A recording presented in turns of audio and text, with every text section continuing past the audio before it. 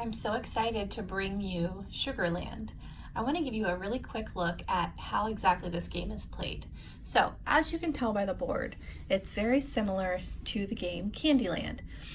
I recommend printing the game board. It comes in 2 pages, and either laminating it or using double-sided tape and putting it inside of a file folder. That way it's kept nice and neat, and whenever your students are ready to play, all they have to do is open the file folder. So, how do you play?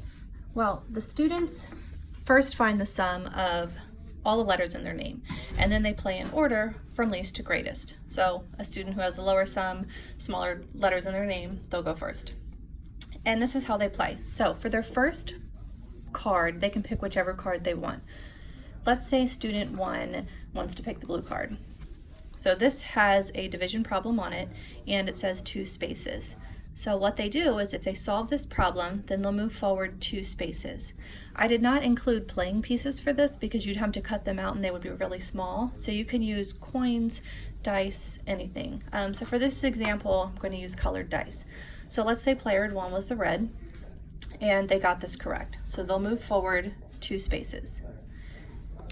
Now, everybody else will go, they'll pick their card. Let's say this is where they look right now. We'll say the orange player got their card incorrect. If you get your card incorrect, you move back 1. If it's the beginning of the game, there's nowhere to move back, so you just stay there. So it's player red's turn again. Since they're on a green space, they'll pick a green card. If they can answer this question correctly, they move forward 2 spaces. If they're incorrect, then they would go back 1 space, so they'd be sharing the space here with this one.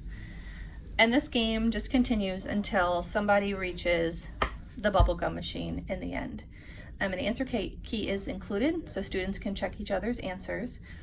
And each grade level for this game, it covers 4th through Algebra 1. There's separate games for 4th through Algebra 1.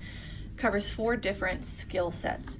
So this is the 4th grade game, and each card covers a different major skill set. And you'll copy these front to back. They have the colors on the back so students can keep them upside down. So for 4th grade, we have whole number operations, measurement conversions, geometry, and then fraction operations. And obviously, as you get higher up, those skills become more difficult. But the game looks the same for all grade levels. It's played the same for all grade levels. And it has the same concept with the cards. So if you teach multiple grade levels, you only have to have 1 game board per group printed and ready, because nowhere on this game board does it say 4th grade, 8th grade, Algebra 1. So you can reuse this over and over again. Same thing with the directions cards. They're the same for every grade level. The only thing that you would have to print and prep for each grade level would be these cards. And these cards also come in an editable format. So let's say your students haven't learned measurement conversions yet. Although this is ideally an end of the year game, you could change this and you could have the yellow card be something completely different. So I'm super excited about this game, and I cannot wait to hear how it works in your classroom. So thanks for checking it out.